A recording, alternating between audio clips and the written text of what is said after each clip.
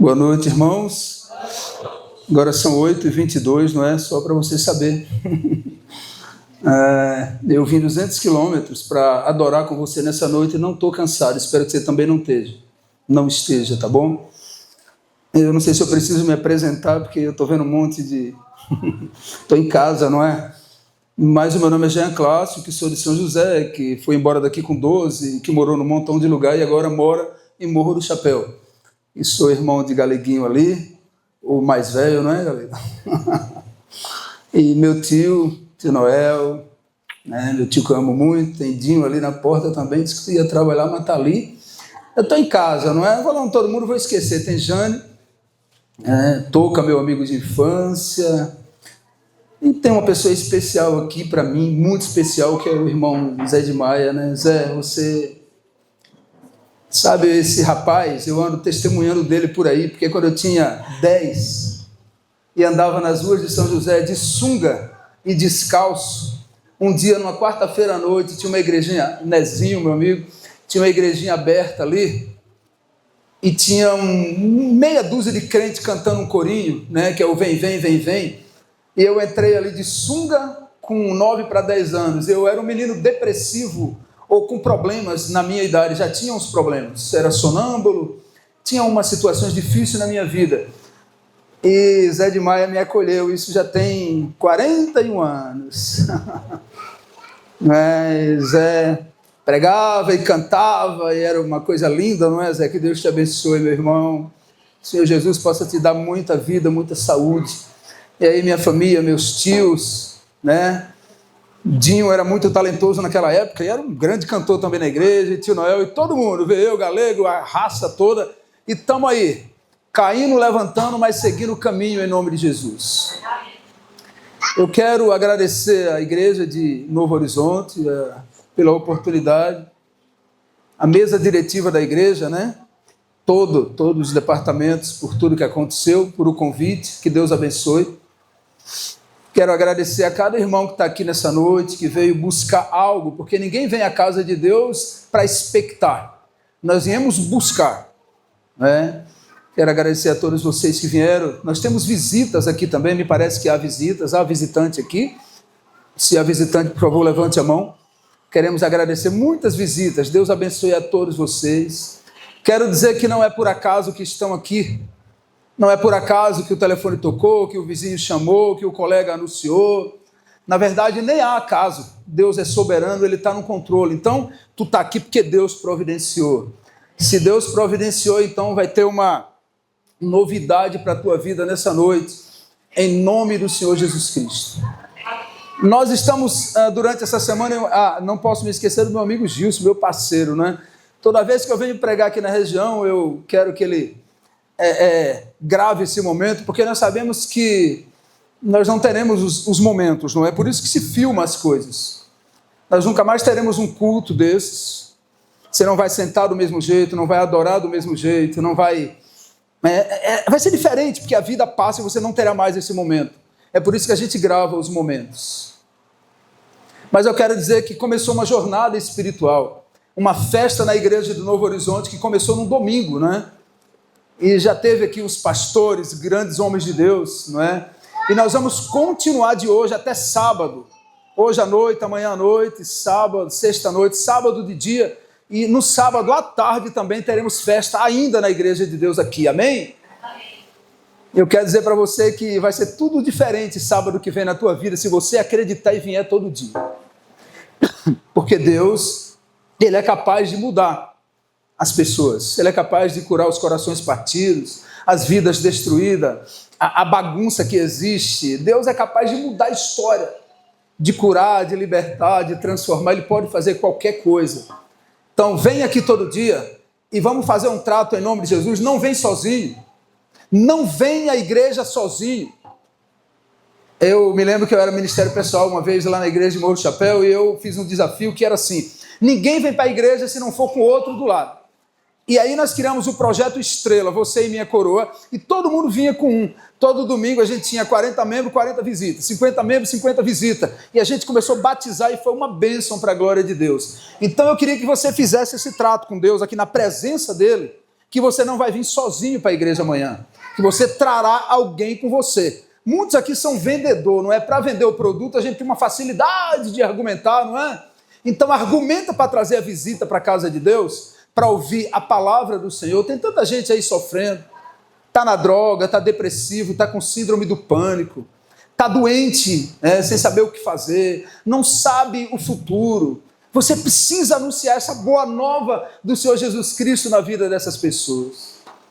E se você estiver aqui toda semana, durante todos esses dias, eu garanto para você que sábado que vem as nossas vidas, a minha e a sua vida, não será mais a mesma. Porque no movimento religioso, onde não há mudança de vida, não é cristianismo, é ativismo religioso. E ninguém aqui é ativista, nós somos crente no Senhor Jesus. Eu garanto para você, em nome de Jesus, que nós seremos diferentes para a glória do nome do Senhor. Os normais não virão. Na verdade, essa não é uma semana para crente normal, sabe? Essa será uma semana de culto para os anormais. Porque o crente normal, Deus não pode usar, são normais. Deus só usa valentes. Deus só usa ameaças.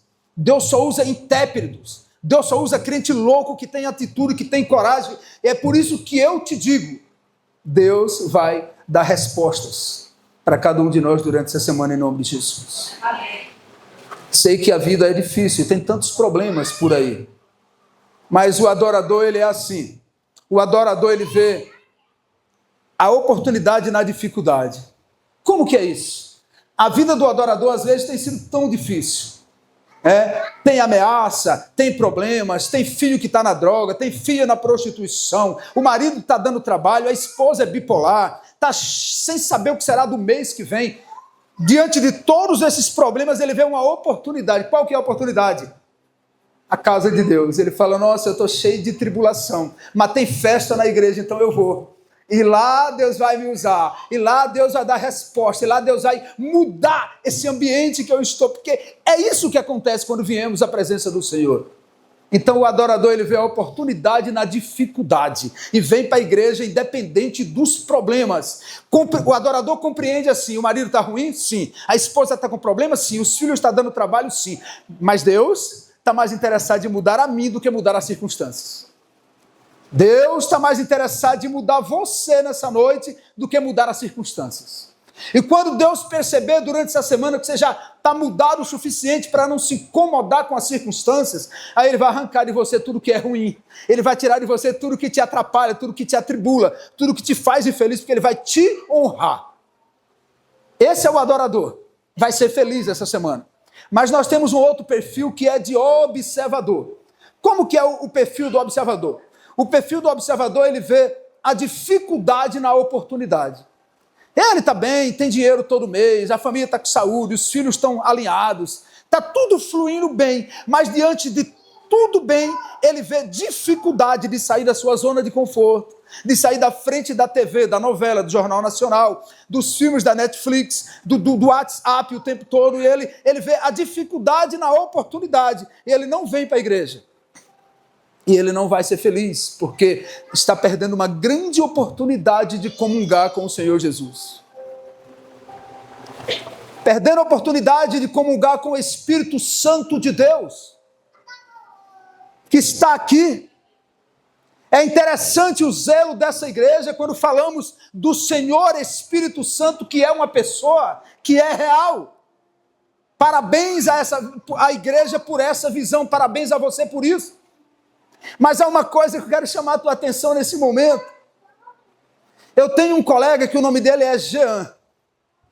Outro Jean. E a gente faz vigílias por aí, o nome da vigília é Dunamis. O Dunamis é o mesmo que poder, não é? Em grego, então a gente colocou o nome Dunamis. Mas o Jean não está nas vigílias esses dias, porque eu estava outro dia lá longe, e eu recebi um telefonema de Jean dizendo que tinha dúvidas sobre o Senhor Espírito Santo. Eu falei, meu amigo, se tu não consertar isso, tu não faz mais parte da vigília. Tu tá fora do nosso grupo, vai ser meu amigo, mas não quero você comigo, porque com ele, mais o João Borges, porque não adianta, você não crê, o que você vai fazer então? Mas depois ele se reconciliou com o Espírito Santo, e pediu perdão a Deus e está em paz. Um crente nato dessa igreja, um grande pregador. Agora, eu vou te fazer uma pergunta nessa noite. Qual é a diferença em dizer que o Espírito Santo é uma pessoa que existe e não desfrutar da presença, ou ser como o Jean, que não acreditava naquele momento? Qual é a diferença? O Jean disse, não acredito. Eu digo, acredito, mas e daí? O fato de eu acreditar sugere que algo precisa acontecer. O que é que precisa acontecer, irmão Jean?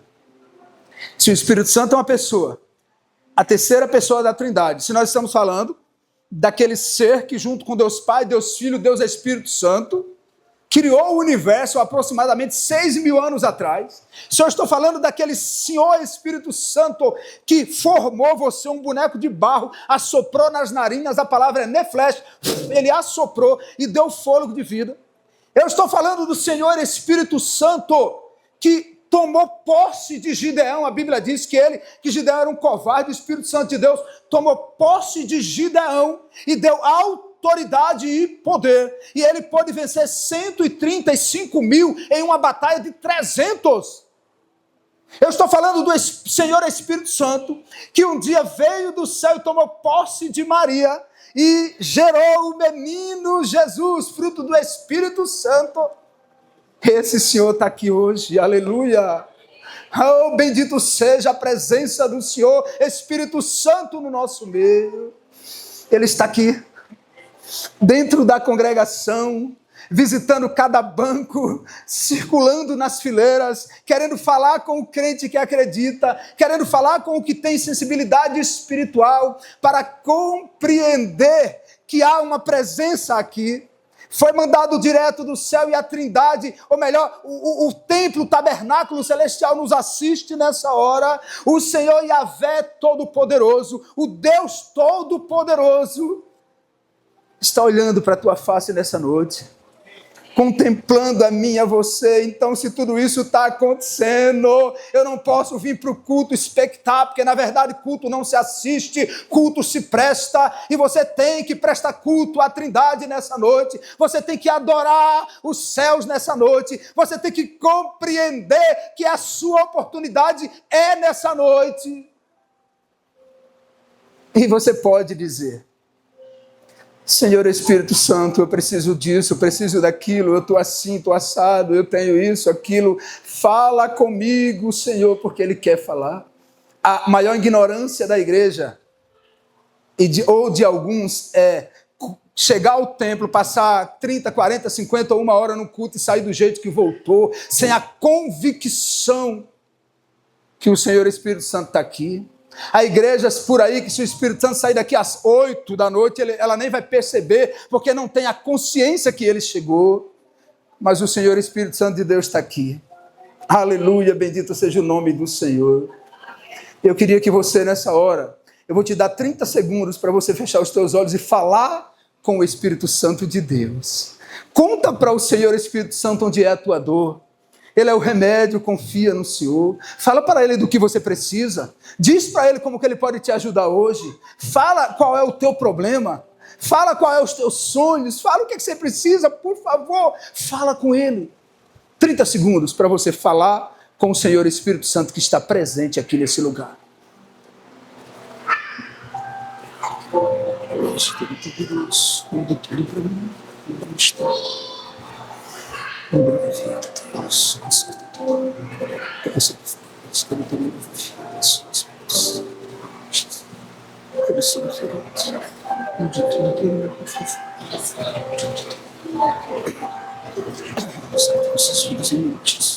Amém. Graças a Deus. Queria que você olhasse para o seu colega de banco e pega na mão dele, aperta a mão dele com tanta força até ele gritar aleluia. A anciã pega na mão dessa do teu lado, que ela está assim, segura na mão, aperta a mão do teu irmão, aperta a mão, meu amigo, de Caleb, o amarelo, aperta a mão desse rapaz do teu lado de óculos, aperta a mão do teu irmão e diz assim, olha nos olhos dele e repete essas palavras, olha, fala assim, ó, para quê? Fala com força, crente, para quê? Sermos escravos do pecado, se temos a graça de Deus como liberdade. Agora vamos dar um glória mais bonito de Novo Horizonte, vamos lá? Ô glória! Aleluias! Graças a Deus. Eu queria que você abrisse a sua Bíblia, que o menino põe na tela, por gentileza. 1 Crônicas 13, 14, sonoplasta, por favor. 1 Crônicas 13, 14, em nome de Jesus. Queria dizer para você que se tem uma palavra que mudou a minha vida, eu creio que mudará a tua nessa noite. Essa palavra para mim é rema, é uma palavra revelada, é uma palavra de poder, que vai fazer toda a diferença na nossa história hoje. Se você tiver a versão mais original, meu filho, não coloca a linguagem de hoje, coloca a mais antiga que você tem, tá bom? 1 Crônicas 13, 14, vamos orar. Querido Pai Celestial, Deus Todo-Poderoso, nós honramos e reverenciamos a Tua presença nessa noite, Senhor. Nós não estamos interessados em luxo, nem riquezas, nem coisas que aqui vão perecer. Nós não queremos ser famosos, nem poderosos no nosso viver, porque o que te pedimos, Senhor, está acima de tudo que aqui possa existir. Eis o que te peço nessa hora, meu Deus, nessa hora de oração. Desce sobre nós a tua glória, desce sobre nós a tua unção, meu Deus, desce sobre nós o teu poder. Quebra toda a barreira nessa hora, repreende todo o mal, repreende as hostes satânicas para longe dessa congregação. Abençoa cada crente em Jesus Cristo que veio aqui hoje para adorar o Senhor. Que o Senhor possa visitá-lo, abençoá-lo, consertá-lo, dirigi-lo, mudar a história daquele que acredita, meu Deus. Repreende toda contrariedade. Repreende todo o mal, toda a intenção maléfica, Deus, para longe das nossas vidas e nos dê a tua bênção nessa noite. Nós honramos a tua presença aqui nesse lugar. Nós damos a ti toda a honra, toda a glória, porque só tu é digno dessas coisas e nos humilhamos na tua presença, Senhor. E te pedimos, Pai, toma-nos na tua mão, em teus braços de amor e nos mantém bem próximo do teu coração e visita teu povo nessa noite. Em nome de Jesus. Amém. Graças a Deus. A palavra de Deus diz assim: assim ficou a arca de Deus com a família de Obed-edom 3 meses em sua casa. E o Senhor abençoou a casa de Obed-edom e tudo o que ele tinha. Eu queria que a igreja repetisse comigo em nome de Jesus, em uníssono. Vamos lá? Vamos todo mundo? Repete esse verso comigo em nome de Jesus. Vamos lá? Assim ficou 3 meses em sua casa, e o Senhor abençoou a casa de Obed-edom e tudo que ele tinha. Amém. Eu queria chamar sua atenção para esse personagem que vamos falar dele aqui nessa noite. O nome do nosso personagem dessa noite é Obed-edom. Se você perceber, o nome dele já diz quem ele é. Obed-edom, se você vai ler adiante na mensagem, você percebe que ele é o geteu. Obed-edom de Gate. Nós tínhamos naquela época 2 cidades chamado Gate, tinha Gate e Reimo, nas terras de Manassés, né, de Dan, daquelas tribos israelitas dentro de Israel, e tinha Gate na terra dos filisteus. Quando o nome de Obed-edom diz que ele é não apenas Obed, mas Edom, aqui fica claro que ele era Obed, o Edomita, e geteu de Gate dos filisteus. Ele era descendente de Saul. Ele era da descendência dos do monte Seir. Ele não era da tribo de Israel. Ele fazia parte dos israelitas. Morava como estrangeiro na terra de Israel. Mas a palavra diz que esse homem recebeu um presente. Olha, o filisteu recebe um presente. Qual presente esse homem recebe? A arca do Senhor. Antes de pregar essa mensagem, de nos aprofundarmos nisso, queria compreender com você qual é o significado da arca, chamar a sua atenção para isso, a sua lembrança. Sabemos que a arca foi dada por Deus a Moisés, aos israelitas, não é? Lá aproximadamente 3 meses depois que eles saem do Egito. Israel sai do Egito, eles têm aquela autoridade espiritual, porque a expressão bíblica diz que quando Israel saiu do Egito, eles saíram em euforia. Que é isso? Diz que quando Israel sai do Egito, ele sai de mãos erguidas, mãos para o alto. Eu penso que Israel saiu glorificando a Deus, dando glórias ao Senhor, cantando louvores ao nome do Senhor. E os egípcios puderam ver aquele povo que, abro parênteses para lembrar que também eram egípcios, não é? Eles eram descendente de Jacó, mas egípcios, porque todos nasceram no Egito. Então, os egípcios descendentes de Israel saem do Egito, e o Egito é obrigado a aceitar a saída sem um derramamento de sangue. Não há um resgate na Bíblia maior do que esse, aonde saem milhares de pessoas de uma capital do maior império do mundo, e todo mundo tem que aceitar calado, e não há um derramamento de sangue. Nosso Deus, que é presente na vida do ser humano, ele fez proezas na saída dos descendentes de Israel. Diz a expressão bíblica que eles tinham calor escaldante, o sol era quente que queimava, e Israel vai em uma procissão. Lembra de procissão? Eu me criei, fiquei até os 12 aqui no São José, 12, 13, não foi isso não? E eu me lembro que tinha procissão, não sei o quê, sexta-feira da paixão, aquele negócio, não é? E imagina uma procissão de milhares de pessoas, andando no deserto, passando pelas províncias, e tinha uma particularidade. Qual que era, Gilson? Diz a expressão bíblica que aquela multidão de descendentes de Israel ia no Egito, e o sol era muito quente, e Deus, o nosso Deus, o teu Deus, olha para mim, crente, o nosso Deus, teu Deus, o meu Deus, o nosso Deus, ele disse: eu amo tanto esse povo, eu vou mandar uma nuvem, só que tem uma diferença, eu vou estar na nuvem. E o nosso Deus manda um ar-condicionado gigante para cobrir mais de 1 milhão de homens de Deus. E imagina o povo do lado de fora vendo uma profissão no deserto, calor queimando, todo mundo sufocando, e o povo de Deus passando debaixo de sombra, porque o nosso Deus providenciou um grande ar-condicionado para proteger os seus. A procissão continua e chega à noite, as trevas, era densa escuridão total, e o meu Deus, o teu Deus, o nosso Deus, ele disse: eu vou mandar uma coluna de fogo para clarear o caminho, para não terem problemas em enxergar a estrada, mas eu vou estar na coluna de fogo, porque eu amo tanto esse povo, que eu quero estar próximo dos meus. Aleluia!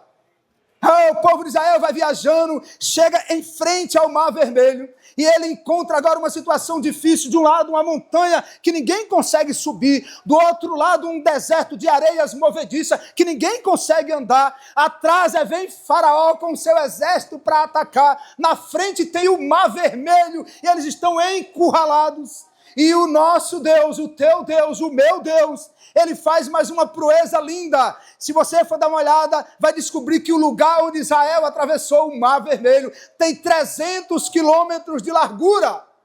É como se fôssemos daqui a Amélia Rodrigues, quase próximo a Salvador.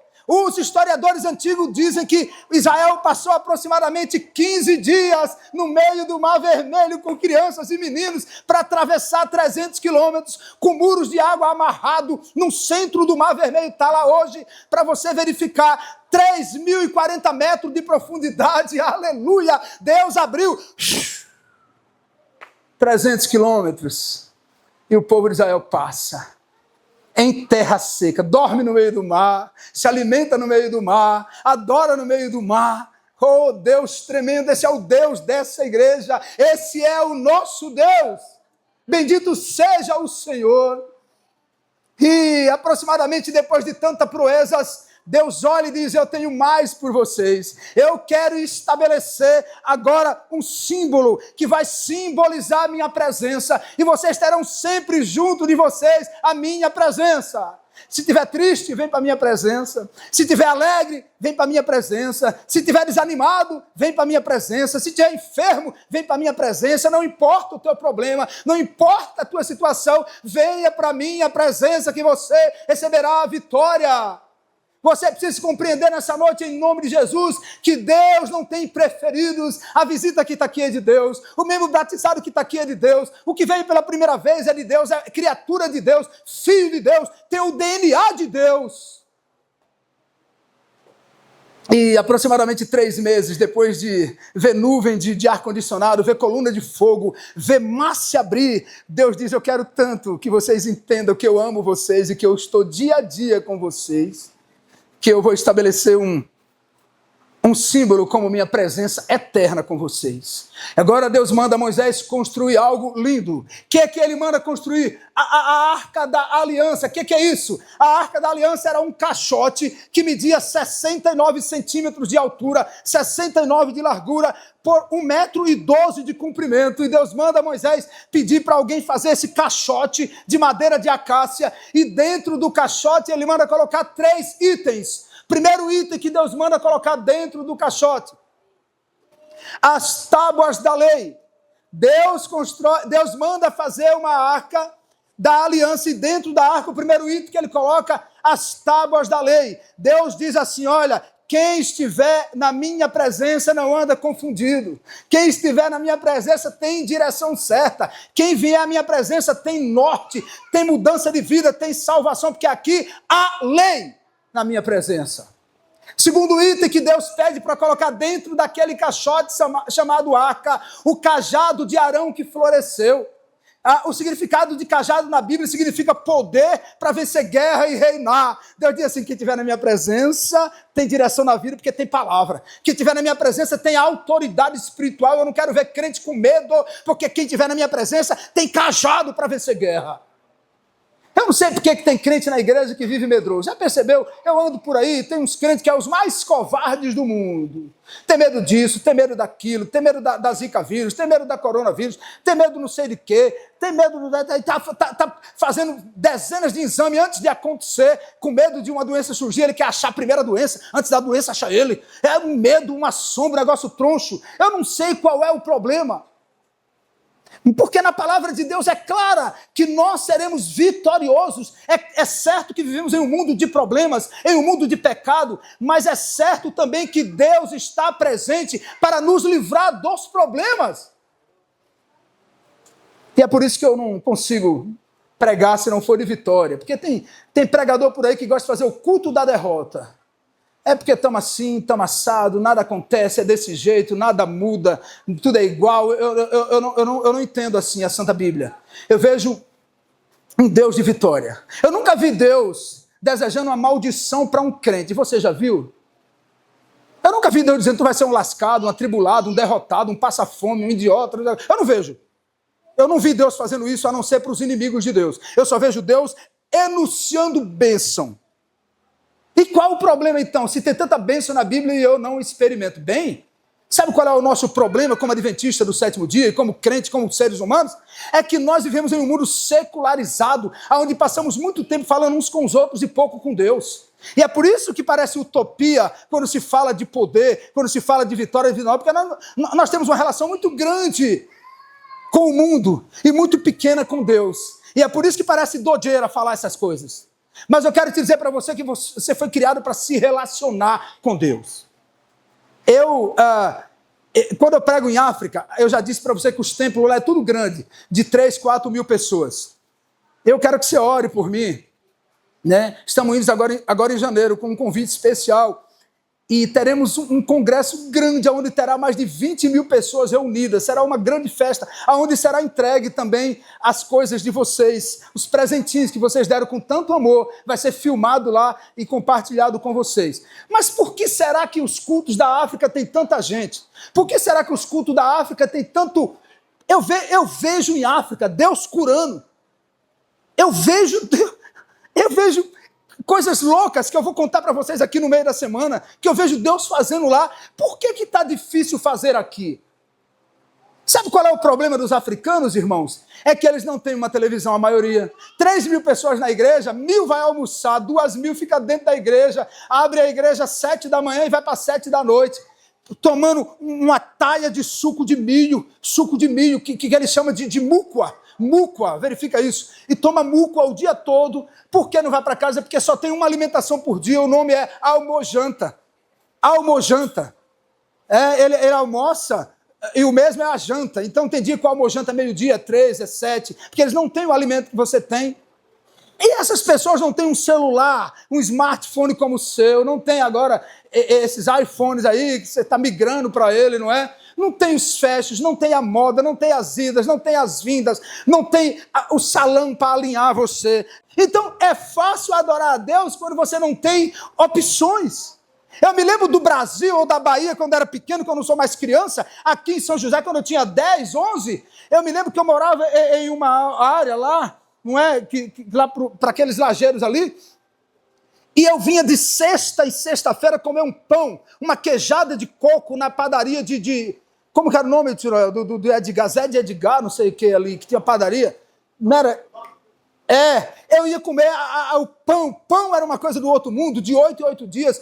E muitos de nós aqui experimentamos essa vida escassa, aonde tinha que comer o feijão e cheirar a carne, come o feijão e cheira a carne. Meu avô dizia isso. Experimentamos alguma coisa desse tipo, onde tinha os ricos, ricos, ricos, e os pobres, pobre, pobre. A África é mais ou menos nesse nível, Toca. Tem gente milionário, bilionário, e tem gente que não tem nada. Aí quando você prega que dentro da arca tinha palavra, o povo glorifica porque diz, eu tomo posse, porque não tem nada. Quando você prega que dentro da arca tinha cajado, o povo diz, eu vou receber essa autoridade, porque ele não tem nada. Ele não tem expectativa de ir para casa, porque não tem a Netflix que você tem. Ele nem quer ir para casa, a gente faz vigília lá, termina de pregar, eu juro para você. Vou mostrar uns vídeos aqui, sábado à tarde no JA, se tiver oportunidade, eu vou mostrar uns vídeos. A gente termina o culto, eles não querem ir embora. Eles não querem ir embora. Fica sentado, caçando conversa, querendo mais. Por quê? Porque não tem nada. Então, quando você fala que tem cajado, o que é cajado? É a autoridade que Deus te dá para tu ser uma vitoriosa, um vitorioso, para tu acreditar que você tem poder diante de Deus e dos homens, que Ele te dá isso. Aí eles glorificam, porque eles só tem Deus. Então, você não glorifica, talvez, ou eu. Você olha com a cara emburrada e diz, pregador é exagerado, porque é observador. Não podemos descartar os observadores dentro da igreja. Porque a bainha da calça está alinhada de um jeito, a gravata está torta, a palavra era no singular, pois no plural, o observador vai ver essas coisas. Não vai crescer. Vai sair daqui pior do que o que chegou. Mas o adorador vai melhorar para a glória do nome do Senhor. Mas se arrancar de mim e de você as idas, as vindas, o celular, arranca o celular de tu, para tu ver o que é que sobra, uma dodinha do pão, um dodinho aqui. Tira o direito de ir e de vir de mim e de você. O pior é que essas coisas vai ser tirada, não é? Nós servimos a Deus, não é, Zé? É uma igreja profética. A igreja adventista do sétimo dia é uma igreja profética. Ela teve data para começar e ela tem data para terminar. Ela começou em 1844 com 2, 3 dúzias de pessoas, agora tem milhões, e ela vai terminar em algum momento aí na frente com o remanescente. Quem que é o remanescente na igreja? É aquele que continua, é aquele que acredita. Ninguém acredita, mas ele acredita. Ninguém quer ir na quarta-feira, mas ele quer. Ninguém quer participar do serviço de cântico, mas ele quer. Vamos terminar sem nada. Eu me lembro quando eu fui embora de Capim Grosso para Morro do Chapéu, eu tinha um conceito comigo, parece que eu era mais crente naquela época.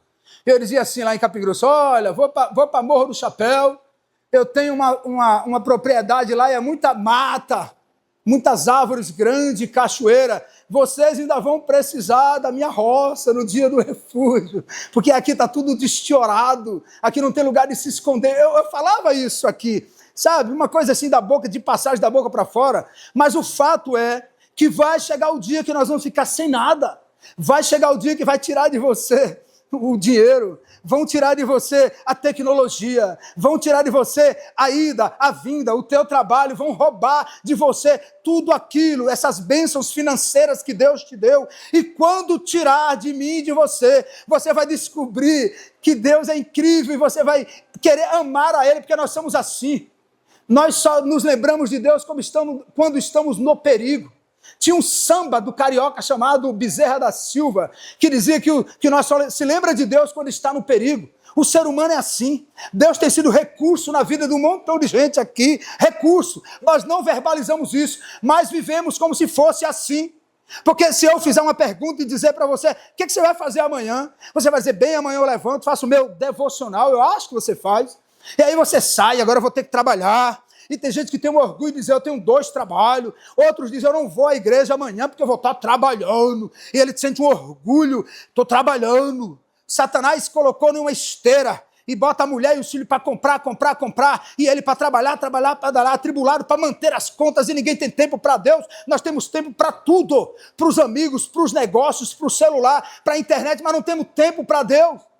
Há um decálogo antigo de Israel que quando Deus tira do Egito, ele diz assim: eu sou um Deus ciumento. Na minha King James, que é a mais original da história, a Bíblia mais fiel à verdade, ela diz assim: eu sou um Deus ciumento, que tirei vocês da terra do Egito, da casa da escravidão. Eu não admito que nada nem ninguém ocupe o primeiro lugar no teu coração se não for eu. E eu não quero constranger você, mas se eu te perguntar quem é o primeiro na tua vida, e como que você faz a conta? Qual é a equação para saber quem é o primeiro? É simples. Amanhã você tem o dia de quinta-feira, não é? O que é que você vai fazer amanhã? Quanto tempo você passa falando com os amigos, falando de política, de fuxico, quem traiu quem está namorando com quem não sei o quê? Quanto tempo você passa na novela? Quanto tempo você passa num grupo de amigos? É só você fazer a conta. E você vai descobrir que Deus não tem a prioridade do teu tempo. Sabe qual é o maior desejo do coração de Deus? Ser o primeiro na tua vida. Sabe qual é o maior desejo do coração de Deus? Ser o primeiro na minha vida, mas Ele não é. Nós olhamos para as coisas seculares e justificamos, e Deus recebe migalhas da gente. É um pouquinho de louvor, é um pouquinho de oração, é um pouquinho de atenção, mas no geral não é Ele que é o primeiro lugar. E a idolatria do antigo Israel, ela é reformulada nos dias de hoje. Israel não tinha TV, não tinha tecnologia e adorava ídolo de barro. Mas hoje você adora a Netflix, adora a rede social, adora o esposo e faz juras de amor para o marido, para a esposa, é romântico em casa, mas não tem romantismo com Deus. E é por isso que falar do evangelho parece oba-oba, parece loucura, parece surreal, porque você diz: ei, o que é isso? Bem, eu nunca vi isso. Bem, se você não vê isso, não vai chegar em lugar nenhum na sua vida, porque só vai estar nos céus os amigos pessoais do Senhor Jesus Cristo, aqueles que dão o primeiro lugar para Ele, porque Ele não aceita o papel de coadjuvante na tua vida, Ele não pode sentar no banco de trás do teu carro, Ele tem que ser o primeiro. O interessante é que quando os problemas vêm aí, a gente olha e no centro das nossas escolhas está o trabalho, está os amigos, está o celular, está a tecnologia, está o dinheiro, está as viagens, está os negócios. Deus é na periferia, porque não tem a maior parte do tempo. A gente dizima o nosso dinheiro, mas não dizima o nosso tempo. Você dá os 10 de Deus do dinheiro, e você deveria dizimar o seu tempo, porque o princípio da mordomia cristã sugere que nós temos que dar tempo, talento, tesouro, são os T's de Deus. E dar um dinheiro que não é abençoado, porque foi de um tempo atribulado, e isso pode ajudar o CNPJ da igreja, mas não eficaz para ir chegar no trono de graça e abençoar a tua vida. Nós temos um problema como adventista do sétimo dia, e é por isso que não há crescimento, e a gente não compreende, e a gente papa culto, e gosta, e se apaixona, e se empolga, mas quando volta para casa as coisas continuam do mesmo jeito. Os crentes africanos estão adorando de dia e de noite, porque eles não têm nada, mas se der para aquela turma lá, o que você tem aqui, vão apostatar todo mundo, porque o ser humano é desgraçado. Mas quando vem o problema, aí nós pegamos o recurso. Opa, Senhor, traz o recurso, que é Deus, e coloca no centro. Aí tira. Eu me lembro quando eu quebrei no meio, não sei se já contei meu testemunho para você aqui, mas eu caí da laje, quebrei no meio, e o medo de morrer, um diagnóstico de morte, ou de paraplégico, eu falei: Deus, eu vou morrer. Pensa num homem crente. Eu nunca vi um negócio daquele, nem jornal eu assistia. Nada, era só Jesus, Jesus, Jesus. Medo de morrer, não é porque eu tinha fé, não. Medo de morrer. Não é? Aí vira crente, aí tira Jesus da periferia e coloca no centro. Bate continência o tempo todo. Mas aí a ferida foi sarando, a coisa foi cicatrizando e Jesus foi se afastando, não é? E outras coisas foi centralizando e eu fui gostando e se acostumando. E Jesus está esperando. Como uma criança que leva seus brinquedos quebrados para que consertamos. Levei meus sonhos despedaçados perante o Senhor, porque Ele era meu amigo. Mas ao invés de deixá-lo trabalhar sozinho, fiquei ajudando o Senhor por maneiras que me parecia própria. Faz isso, faz aquilo, eu quero dinheiro, mas tem um advogado. Eu quero a saúde, mas tem que ter o SUS. Eu quero a causa, mas tem que ter o juiz, fui ajudando por maneiras que me parecia própria, e chegou um momento que fiquei tão ansioso e disse: como pode ser tão vagaroso, Senhor? Por que tu não resolve? Arranquei meus sonhos da mão de Jesus. E ele olha para mim e diz assim: meu filho, o que podia eu fazer? Tu nunca soltastes. O que podia eu fazer? Tu nunca soltastes de fato o cabo da nau. Tu sempre segurou. Tu disse que confiava, mas estava dando o teu jeito. Tu disse que confiava, mas estava resolvendo da tua forma. Nunca largastes. Esse é o nosso problema. Nós colocamos limites, somos crentes dos entretantos. Gostamos da página 9 e nunca chegamos na 10. Ficamos no meio de caminho, e esse meio de caminho não nos dá vigor espiritual, esse meio de caminho não muda as coisas, e é por isso que a gente parece com todo mundo, e é por isso que o nosso testemunho não convence ninguém, porque olha para nossas vidas e dela é igual a mim, atribulado igual a mim, correria igual a mim, briga com o vizinho igual a mim, fofoqueiro igual a mim, noveleiro igual a mim. Qual é a diferença? Que põe a Bíblia embaixo do braço e vai para a igreja no domingo, quarta e sábado. Isso não significa muita coisa. A profetisa do Senhor diz que há um grande caminho para ser trilhado dentro da igreja ainda, que nós não estamos vivendo. E o visitante olha para a nossa vida, ou o vizinho, e fala: eu não vejo nada diferente. Então por que eu vou ir? Mas eu quero dizer uma coisa para você, querido visitante dessa noite. Você está no lugar certo. Você está na igreja certa. A igreja é essa. O povo, não sei se é esse, mas a igreja é essa. A igreja é essa. Bem-vindo à casa de Deus, à presença de Deus.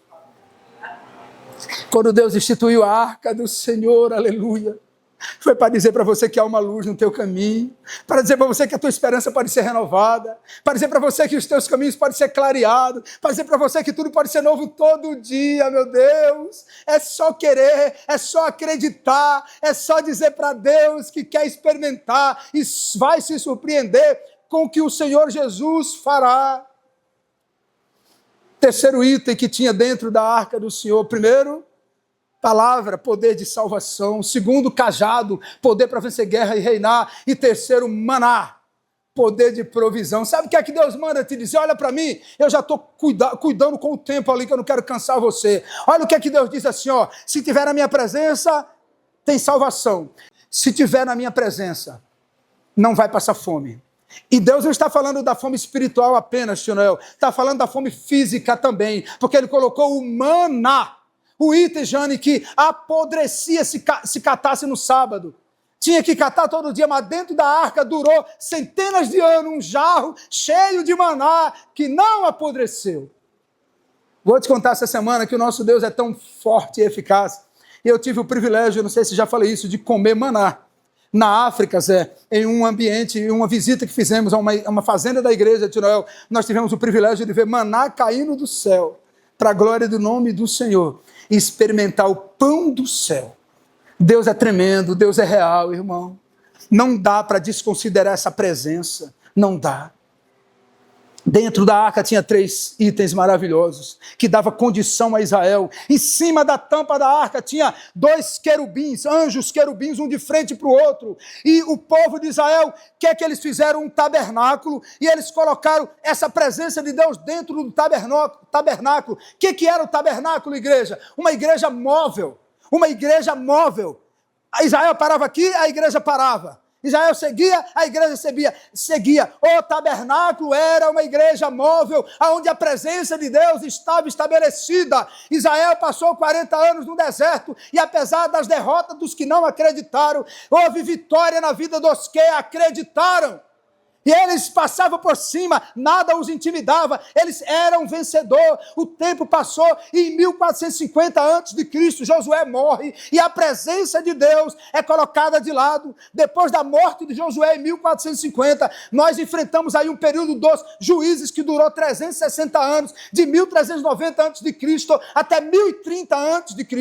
E durante esse período, você não vê no livro dos juízes, a não ser 1 ou 2 vezes, menção sobre a presença de Deus. É por isso que quando você vai ler o livro dos juízes, você vê que teve 14 juízes, e a maioria dos caras era atribulado. Nunca houve um tempo onde o povo pecou tanto, porque eles se afastaram da presença. De 1450 a 1030, você não vê menção da presença do Senhor. É por isso que está lá o tempo todo. Cada citação do juiz fala: Novamente Israel pecou. Novamente Israel pecou. Novamente Israel pecou. Peca o tempo todo. E Deus manda um Salvador o tempo todo. Mas em 1040, 1050 a.C., nós temos o último dos juízes, chamado Samuel. Cadê os jovens dessa igreja? Samuel era uma bênção do Senhor. Samuel era o fruto de uma oração de uma mulher chamada Ana, que estava atribulada na igreja de Eli, né? Aonde a presença do Senhor estava ali, sem ter nenhuma expressão que eles não se importavam. E ela ora no templo de Eli e sai dali abençoada que vai ter um filho. Depois de um ano ela concebe uma criança e ela faz um voto a Deus. Ela diz, esse menino será consagrado a Deus. E com 4 anos de idade ela pega o menininho Samuel em seus braços e leva para a presença do sacerdote e diz, ele vai ficar morando aqui. Ele será um sacerdote do Senhor. A história de Samuel é tão linda, porque diz os escritos rabínicos que Samuel foi para o templo com 4, foi ungir o sacerdote com 8, e dava expediente a Israel com 12. Olha menino rebelde da igreja com 12 crianças, tem criança rebelde aqui? Olha para a vida de Samuel, o pequeno pastor, foi para a igreja com 4, foi ungido com 8, e era pastor atuante com 12. Por que aconteceu isso na vida de Samuel? Porque foi criado na presença. Sabe por que Samuel tinha autoridade? Porque Samuel dormia do lado da presença do Senhor. A expressão bíblica diz que Samuel dormia do lado do tabernáculo, do lado da presença, onde tinha cajado, onde tinha maná e onde tinha palavra. Samuel dormia na presença, se alimentava na presença, brincava na presença, e ele respeitava aquela presença. E é por isso que ele cresceu e apareceu. Porque a unção que você respeita é a unção que você atrai. Se veio aqui na igreja acreditando que vai ter mudança de vida, que vai viver uma novidade de vida, que Deus vai dar a resposta, vai atrair coisas positivas, mas se veio aqui dizendo é só mais um culto, é só mais um momento, é só mais uma quarta-feira, vai atrair coisas negativas, porque a unção que você respeita é a unção que você atrai nessa noite. Mas o tempo passou e eu estou caminhando para o final, e houve uma situação diferente, porque enquanto Samuel respeitava a presença, nós tínhamos 2 caras que não respeitavam. O nome de um era Ofni e o outro era Finéias. É um momento na Bíblia onde eu vejo Deus dizendo, tem 2 pastores que é filho do diabo, tem 2 sacerdotes que é filho de Satanás, esses meninos é filho de pastor, tem título de pastor, mas é do diabo. A palavra de Deus diz que Ofni e Finéias era sacerdote, ungido, mas servia a Satanás. Por que servia? Estava no mesmo local de Samuel, morava no mesmo ambiente, mas enquanto Samuel adorava, eles desdenhavam. Enquanto Samuel respeitava, eles brincavam.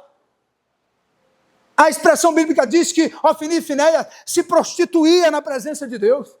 A expressão bíblica diz que Ofni e Finéias roubava as ofertas de Deus, porque o melhor da carne, ao invés deles deixarem as pessoas adorarem, eles vinham com um garfo de 3 pontas, de 3 dentes, e tiravam o melhor da carne e levavam embora, e o adorador dizia, meu amigo, deixa eu concluir minha adoração. Não, adora com o restante, porque o primeiro era do sacerdote. Eles blasfemavam o evangelho, eles quebravam o propósito de Deus, e por isso foram amaldiçoados. Tem crente na igreja que é Ofni e Finéias, você sabia disso?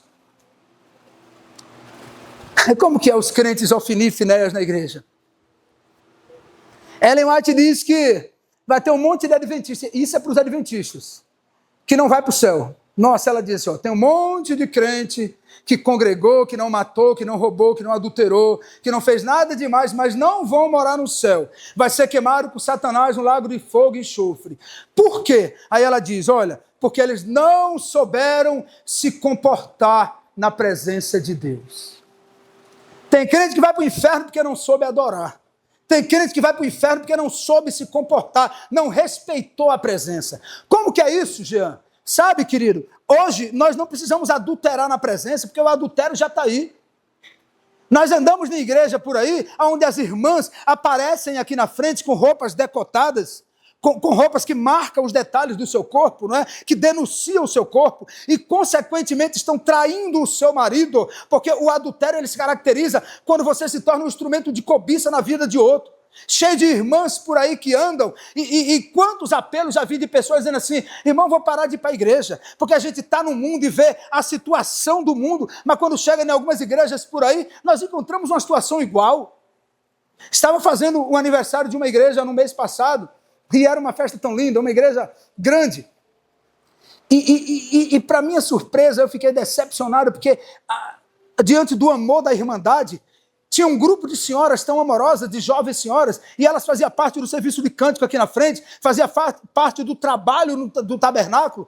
Elas tinham roupas com decotes, brusas tomara que caia, saias rachadas, roupas decotadas. Queridos, as pessoas já não têm mais respeito por a presença do Senhor, e é por isso que está sobrando câncer, AIDS, infarto, mioma, depressão, síndrome do pânico, porque quando Deus vira as costas, só vem o mal. Quando Deus vira as costas, só vem doença, enfermidade e problemas, porque muitos de nós não temos essa consciência de que aqui é um lugar santo. Irmãs que passam tempo na igreja, em frente à penteadeira, mais tempo se penteando e se arrumando do que o tempo que vai durar na igreja. Ela está mais preocupada com o passeio que vai fazer do que com a adoração. Vem para a igreja achando que é um desfile de moda, quer desfilar, vai para Milão. Quer desfilar, vai para São Paulo, Fashion Week. Lá é lugar de desfile, aqui é lugar de adorar. E é por isso que se falar de poder parece utopia, parece loucura. Ofni e Finéias tinham um problema que eles não respeitavam a presença. E o tempo passou, houve uma guerra de Israel, estou terminando. Peço em nome de Jesus só um pouco de paciência, preciso completar essa palavra. O tempo passou, e eles foram desafiados para uma guerra contra os filisteus. E lá nessa guerra eles perderam a batalha para os filisteus.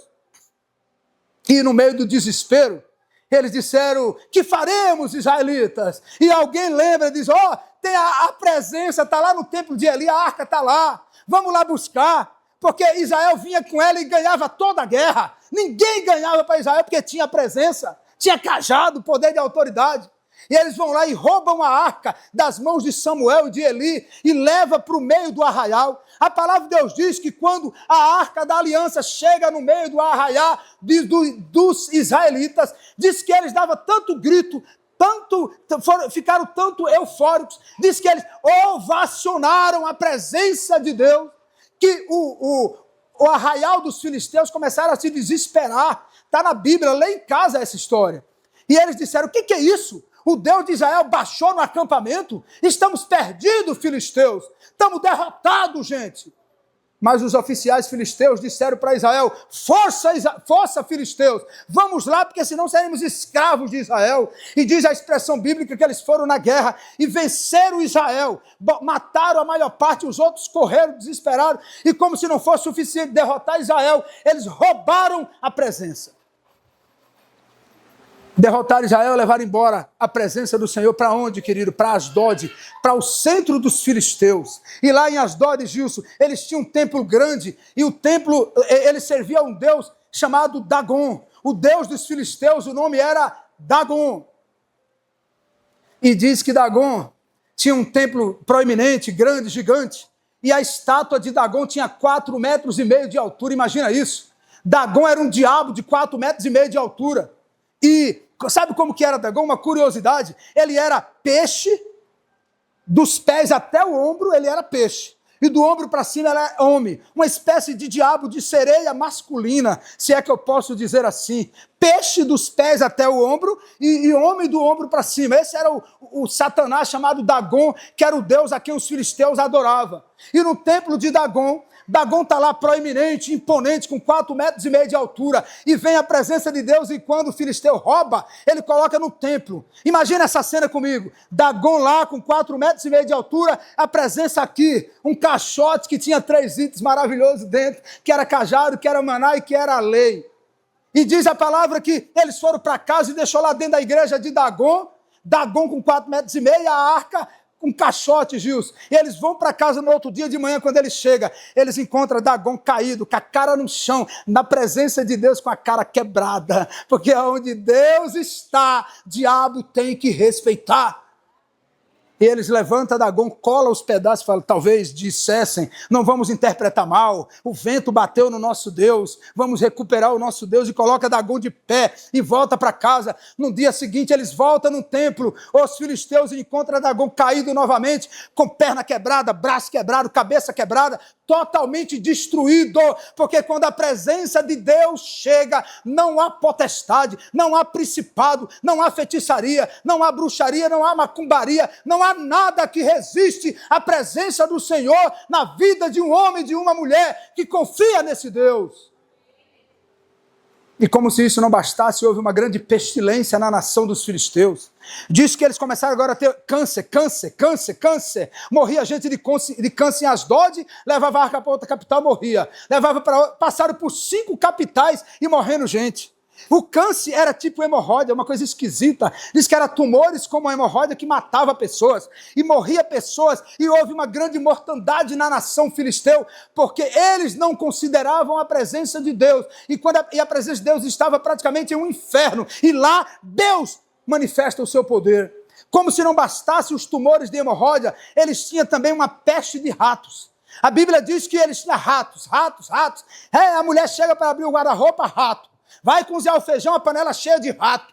Vai abrir o fogão, rato. No bolso do paletó tem rato. Dentro do sapato tem rato. Era uma ratolândia no país dos filisteus. E eles começam a se desesperar com câncer e com ratos. Câncer e rato. E morre todo mundo. E um dia, desesperado, eles chamam os sacerdotes filisteus e perguntam assim: o que é que a gente faz para se livrar dessa peste? O que é que a gente faz para se livrar dessas pragas? E ele diz: olha, vocês provocaram a ira do Deus de Israel. Pegue uma carroça nova, pegue 2 vacas paridas, amarre os bezerros e coloque na carroça, e junto da arca, coloca a arca em cima da carroça. E o que é que nós faz mais? Faça 5 tumores, imagina isso. Faça 5 hemorroidas de prata e coloca na carroça. Faça 5 ratos de prata e coloca na carroça. Depois toca as vacas e vê para onde ela vai. E eles fizeram isso, e tocaram as vacas. E elas foram direto para as bandas de Bet-Semes, na terra de Israel. E quando chega lá, eles conduzem a arca para a terra de um outro sacerdote que entra na minha história aqui, eu já estou terminando. O nome dele é Aminadab. Pode repetir comigo? Abinadab, por favor, em nome de Jesus. Abre a boca aí, por que tu está assim? Abinadab. E foi para a casa de Abinadab, lá em Kiriat Jearim, não é? E leva a arca para a casa de Abinadab. E lá Abinadab também tem 3 filhos, Eleazar, que tomava conta da presença, e depois tinha Aió e Uza. A palavra de Deus diz que a arca passou 20 anos na casa de Abinadab, nós tivemos 20 anos, o tempo passou, Samuel cresceu, o rei Saul é eleito rei de Israel, o primeiro rei, e eles começam agora, Saul faz menção 1 ou 2 vezes para consultar a presença de Deus, Saul reina mais 40 anos, então 20 na casa de Abinadab, Saul vira rei mais 40, 60 anos, e ninguém veio falar da presença de Deus, esquecida. Tem igrejas por aí que a presença de Deus está esquecida. Tem crente por aí que confia em todo mundo, mas menos em Deus. Nossa, mas como, irmão? Eu não digo isso bem, mas os teus atos provam isso. Antigamente nós tínhamos na igreja católica o confessionário.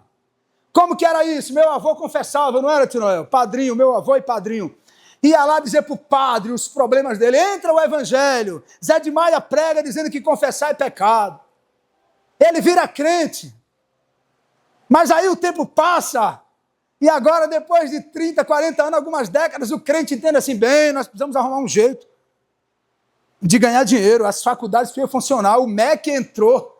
E o MEC agora exige cursos, e tem que ter curso, tem que ter... Bem, isso aqui é meio comprometedor, mas eu estou nem um pouco preocupado, é 0 a minha preocupação, tá? Eu não prego para agradar pessoas, eu estou preocupado com Deus. E aí vamos inventar curso. Aí cria entre os cursos, porque os pastores de antes do MEC eram um jeito, os pastores depois do MEC é de outro jeito. Dodinha, meu primo, não fez vestibular para ser pastor, é um homem de Deus. Está cheio de pastor que fez vestibular, que é homem de Deus, mas está cheio de pastor que fez vestibular, que não é homem de Deus.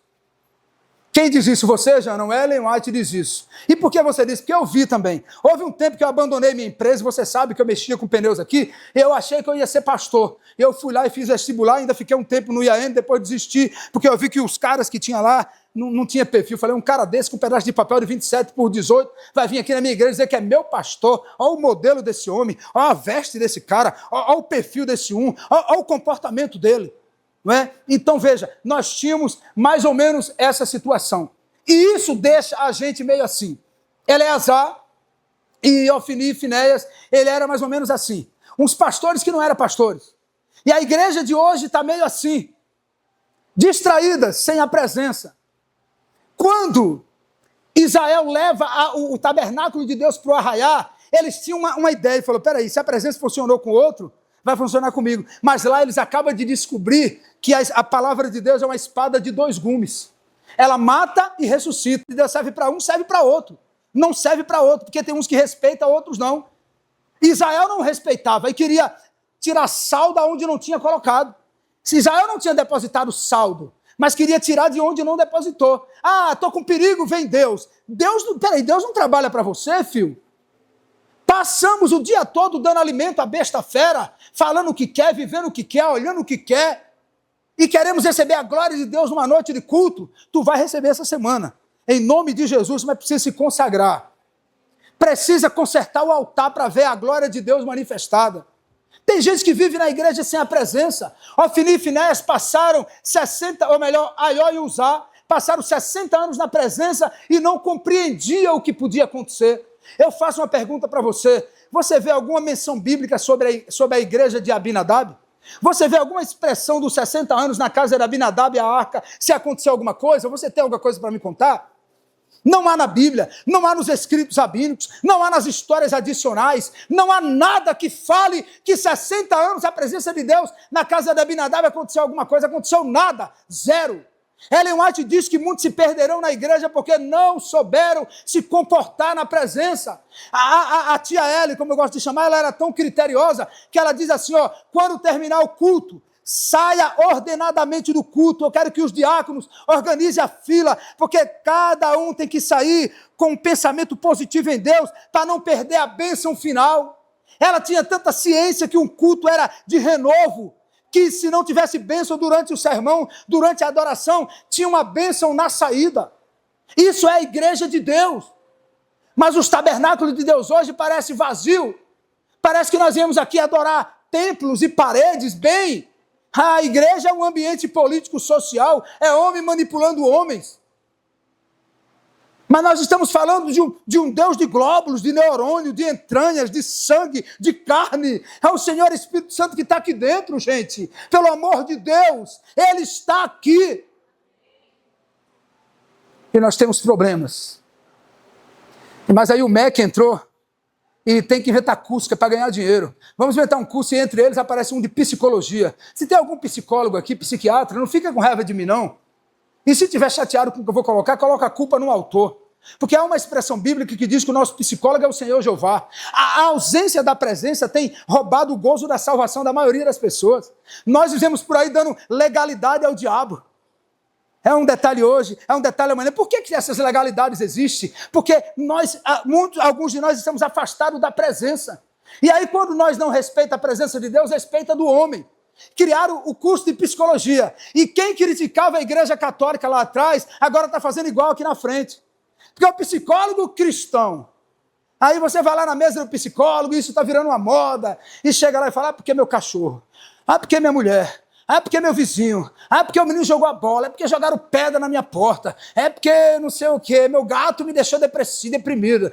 E o psicólogo olha para a vida do outro e fala, olha, faz assim, faz assado, vai dar uma caminhada, vai fazer não sei o quê. E ele se justifica na presença do homem e volta de lá se sentindo satisfeito.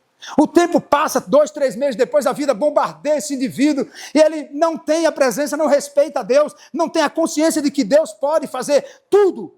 E volta na presença do homem, porque tive isso, porque aquilo, porque assim, porque assado, desabafa na presença do homem. E Deus manda um recado para esses e diz assim, ó, maldito é o homem que confia no homem, que faz da carne humana seu braço forte.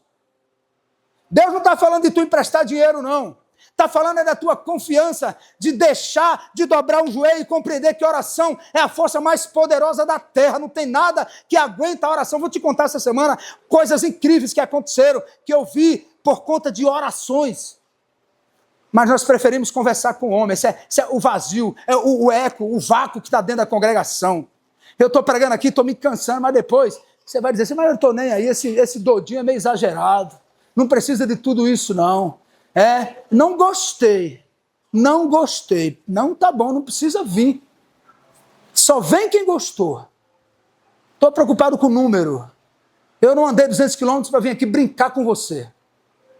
Vim aqui para te dar um recado. Tá achando ruim? É o seu problema. não é o meu. 60 anos depois, Saul morre. E aparece um homem, um adorador por excelência, chamado Davi. Davi aparece e quando ele se torna rei de Israel, e eu só quero 5 minutos para terminar, ele diz assim: eu tenho essa nação gigante para dominar, mas como eu posso dominar esse povo sem a presença de Deus? Aleluia! Glórias ao Senhor! Encontramos aqui um adorador por excelência. E quando Davi vira rei de Israel, ele reúne 32 mil homens e vai lá buscar a presença de Deus, que está na onde, irmãos? Está na casa de Abinadab. Quem era Abinadab? O pastor sem unção. O pastor sem unção. E eles levam a presença e vem 2 caras que é filho do pastor. Como era o nome de um? Aió, e o outro, Uzá. E eles vêm tangendo o boi. E Davi traz a arca do jeito errado, igual os filisteus, porque a forma certa era os levitas, nos ombros e não em carroção. E quando Davi vai tocando a arca com Ofni e Finéias, o Aió e o Uzá está tão acostumado com a presença que chega um momento no meio do caminho que o boi tropeça e o Uzá coloca a mão. Ele diz: vou segurar para a presença não cair. E naquele momento acontece o que com o Uzá? Ele é fulminado. Às vezes eu falo isso, é uma ignorância minha, viu? Não olha para a minha estupidez. Mas talvez se Deus mandasse uma fumegada de vez em quando na igreja e matasse 2, 3, no sábado seguinte todo mundo ia estar adorando em espírito e em verdade. Porque estão fazendo da igreja um clube religioso. Vai, vem, o passarinho voa, todo mundo olha. A mosca zoa, todo mundo fita. O menino chora, todo mundo... A menina conversa, todo mundo escuta. Isso é uma tribulação. E é por isso que nada acontece. É por isso que estamos como um vale de ossos secos. Nada é novo. Mas deixa eu te contar uma curiosidade aqui. Quando o boi tropeça e Uzá segura a arca, ele morre. Agora escuta isso em nome de Jesus. Por que será que Uzá foi criado na presença o tempo todo? Provavelmente ele deitava em cima da arca, ele brincava, ele passava a mão, nada aconteceu. E na hora que está lá no meio do caminho, assim mesmo que tinha a presença dele de casa na sala, agora coloca a mão e morre. Como é que se explica isso? É simples. Nosso Deus conhece e sonda o coração de cada um. Ele disse assim: olha para mim que eu estou terminando. Ele disse assim: ô Uzá, lá na tua casa tu pode brincar com a minha presença porque não tem testemunha. Mas aqui tem 32 que me adoram, aleluia. Lá na tua casa tu podia brincar com a minha presença, porque se tu não tem respeito, eu não me importo, não tem testemunha. Mas aqui tem 32 mil que me adoram, e eu honro os que me adoram. E eu vou te mostrar que aqui tem adorador, então não brinca no meio de adorador. E naquela hora, ele morre para testemunhar que aonde Deus está presente não pode ter brincadeira, aonde Deus está presente não pode ter desdém, aonde Deus está presente não pode ter oba-oba, aonde Deus está presente não pode ter sorriso, não pode ter tapinha nas costas. A alegria é no Senhor. Hoje tem pastor por aí pulando o tambor, caindo no chão, todo pocadinho, aparecendo e está todo mundo brincando, e é um show de comédia dentro da igreja. Esses filhos do diabo, achando que está fazendo alguma coisa útil, mas está fazendo inútil. O Charles Spurgeon, o príncipe dos pregadores, dizia uma coisa em 1700 e pouco. Ellen White reformou isso em 1800 e pouquinho, que dizia assim, que nos últimos dias da história desse mundo, ao invés de termos pastores cuidando de ovelhas, teríamos palhaços divertindo bodes. E hoje está cheio de palhaços por aí. Tem pastor palhaço, tem pregador palhaço, tem ancião palhaço, tem não sei quem palhaço. Isso aqui não é lugar de palhaçada não, irmão. Isso aqui é lugar de adoração. A alegria que é sugerida na palavra é no Senhor.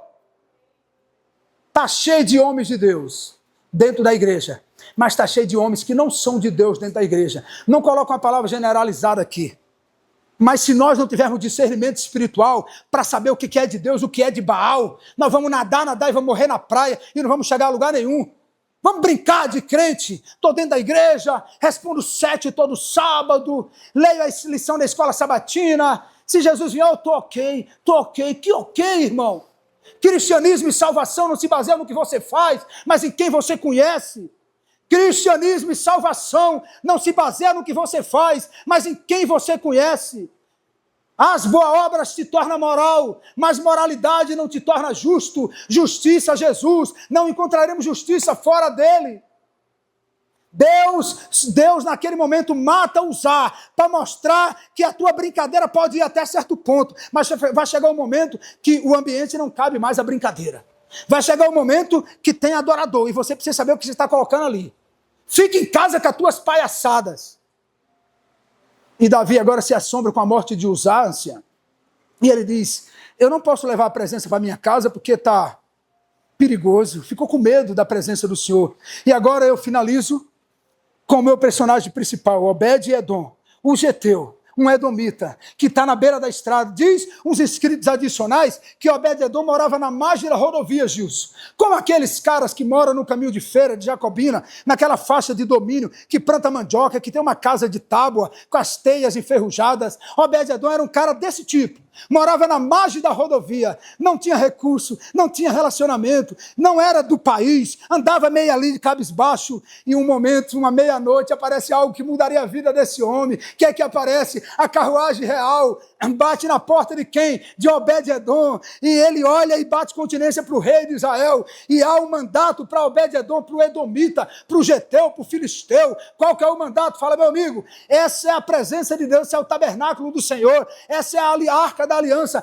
ela vai ficar na sua casa. Obed-Edom se sente lisonjeado em receber a presença do Deus de Israel. Sabe o que Deus está dizendo aqui? Que ele se manifesta onde ele quiser, na vida de quem ele quiser, do jeito que ele quiser, e só quem tem discernimento é que conhece. Deus não tem preferidos, Deus não trabalha com formas, Deus não trabalha com forma, mas com formas. E a presença de Deus fica na casa daquele homem que não era nada, não tinha chamado, não era escolhido, não era ninguém.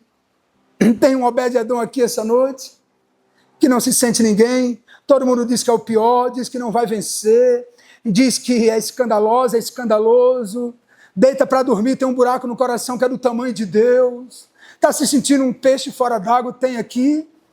Deus quer mudar a tua história nessa noite em nome de Jesus. Ele quer transformar a tua vida, te dar gozo de salvação e uma alegria eterna para mostrar que Ele é o teu Deus. Não importa de onde tu venha, não importa qual é o grau da tua escolaridade, não importa nada, nada importa. Importa que Jesus te ama e Ele quer te ver sorrir. E de você Ele jamais vai desistir, então levante a cabeça. Jesus Cristo de Nazaré está vivo, não se esqueça disso. Ele é amor, Ele não vai te abandonar. A arca fica na casa daquele homem, olha para aqui, eu termino. 3 meses. Quantos meses, irmãos? 3 meses. 60 anos na casa de Abinadab, o que acontece? 3 meses na casa de Obed-Edom, o que acontece? A palavra diz, coloca o verso aqui de novo, meu filho, por favor. A palavra diz que ficou a arca do Senhor na casa de Obed-Edom durante 3 meses. E ele abençoou a casa de Obed-Edom e tudo que ele possuía. Estou falando aqui de um homem que tinha uma vida bagunçada financeira, questão familiar, nos relacionamentos, e Deus entra e muda a história. Totalmente muda a história. Bastou 3 meses. Obed-Edom virou um adorador por excelência. Há umas expressões adicionais que diz que a esposa de Obed-Edom procurava ele estava na eira, na frente da presença. Dava a hora de dormir, ele dizia para a mulher, só durmo mais tarde, estou na presença. Obed-Edom virou um adorador por excelência. Ele tinha prazer de estar com Deus. Como você vivia naquele seu primeiro amor? Lembra o seu primeiro amor?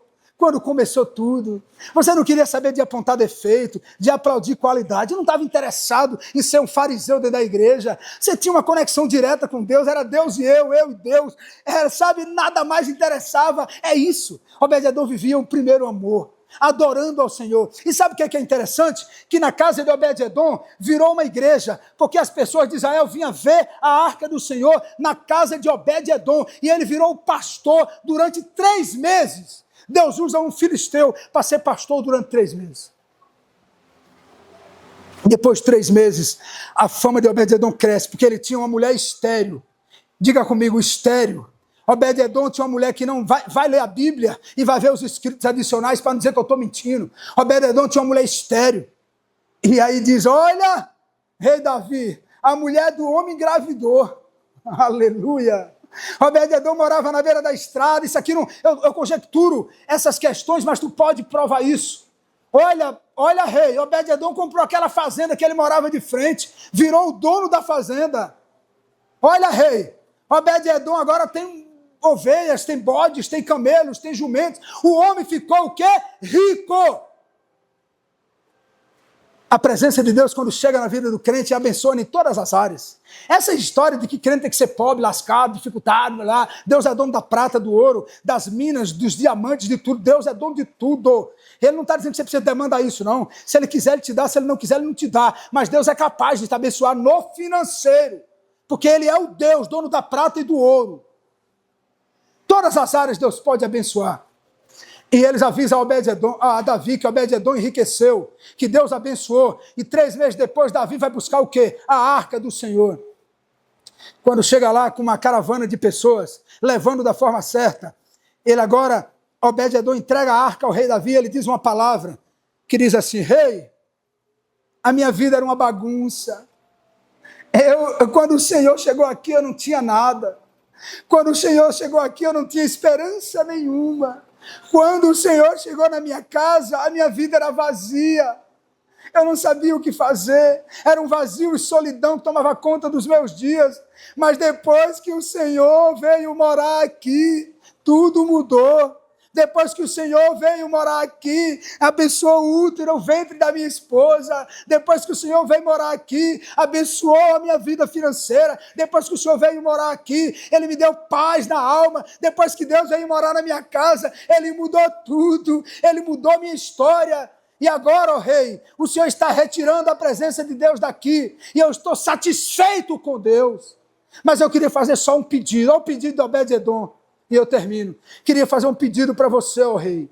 O rei Davi diz, talvez para Obed-edom: qual o pedido, Obed? E ele diz: eu quero apenas uma coisa. Está vendo essa fazenda? Está vendo esses animais? Está vendo essa prosperidade? Sim, Obed, estou vendo. Isso é muito lindo, eu agradeço a tudo isso. Mas tem uma coisa que para mim está acima de tudo isso. O que é, Obed-edom? Por favor, rei, me permita ser o guardião da presença de Deus. Aleluia. E agora nós encontramos a arca saindo da casa de Obed-edom, ele arrumando sua mala, seguindo junto com a caravana real para tomar conta da presença de Deus em Jerusalém. Ele se apaixonou por a presença. E agora nós temos uma hierarquia bíblica. Se você for ler na Bíblia, vai descobrir que Obed-edom, pai de um esposo de uma mulher estéril, teve 8 filhos. 8 filhos, e todos os filhos se tornaram guardas da arca da aliança. Os netos de Obed-edom, guarda da arca da aliança. Os bisnetos, guarda. A família de Obed-edom, do Geteu, de um cara, do filisteu, de geração em geração, tomaram conta da presença de Deus. E a presença de Deus, por fim, Davi morre, Salomão reina, constrói o templo do Senhor. E agora eles pegam o tabernáculo móvel, a presença ambulante, e colocam dentro do templo de Salomão. E a presença que está lá de Israel peregrinando e dura quase 600 anos, entra dentro do templo. E agora nós encontramos a presença dentro da presença. E finaliza essa história maravilhosa da aliança do Senhor. E agora o Senhor Jesus Cristo quer fazer uma nova aliança contigo, te levar, ou melhor, que você leve Ele para sua casa nessa noite e compreenda que essa mesma presença, ela continua aqui. 5.000 anos se passaram, mas Deus continua eficaz, continua fazendo e acontecendo, continua liberando poder, dando resposta, mudando vida, guiando as coisas, dando direção. Que você possa compreender que o nosso Deus, Ele é presente na tua vida. Essa igreja está fazendo 16 anos de vida. 16 anos de vida do tabernáculo de Deus fixo. Mas a presença está aqui dentro da presença. Aleluias. Bendito seja o nome do Senhor Jeová Todo-Poderoso. Ele é Elohim, El Shaddai, Adonai, Jeová Jireh, Jeová Rafá, o Todo-Poderoso, o Deus que não se cansa, o Deus que não se fadiga, o Deus que não se esmurece e que te ama e quer te ver sorrir. E de você Ele jamais vai desistir. Levante sua cabeça, Jesus Cristo de Nazaré está vivo, não se esqueça disso. Ele é amor e Ele não vai te abandonar. Aleluias e graças a Deus. Bendito seja o nome do Senhor. Abençoa essa igreja, Deus, que ela possa cada dia mais ser uma luz a brilhar nesse bairro. E assim como a tua presença peregrinou com Israel tanto tempo num tabernáculo móvel, e um dia lá com Salomão, ela se fixa lá. E essa mesma presença está dentro aqui desse tabernáculo fixo, Senhor. Abençoa essa casa de oração. O Senhor mora nesse lugar. Senhor Espírito Santo de Deus, por favor, vem aqui amanhã. Senhor Espírito Santo de Deus, por favor, esteja aqui amanhã. Amém. Para que o Senhor possa confirmar, Jesus. Para que o Senhor possa realizar sinais, prodígios e maravilhas no nosso meio. Amém. Ah, meu Deus. Nós compreendemos, meu Deus, que o maior milagre da história é quando o Senhor pega alguém de um ambiente de pecado, de problema, de prostituição, de droga, de álcool, e lá dentro daquele ambiente só tem o que não presta. O Senhor vai lá, traz essa pessoa para a igreja, salva ela, enche de santidade, solta ela de novo naquele mesmo ambiente errado e mantém ela santa lá dentro. Esse é o maior milagre, Senhor. Mas nós compreendemos também que o Senhor tem, meu Pai, na tua palavra confirmações que quem anda na tua presença experimentará milagres diários para provar que o Senhor é na vida do crente. Então realiza um milagre nessa noite, na saúde de quem precisa, na mente de quem está atribulado, Jesus, quem está tomando remédio para insônia. Oh Deus, para quem está triste, sem saber do que será amanhã, do recurso financeiro, restitui, Senhor, a bênção financeira.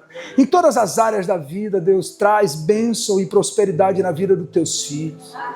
Muito obrigado por a certeza do perdão e a garantia da vitória em Cristo Jesus. Amém, aleluias e graças a Deus. Amém, Senhor. Deus te abençoe e te guarde.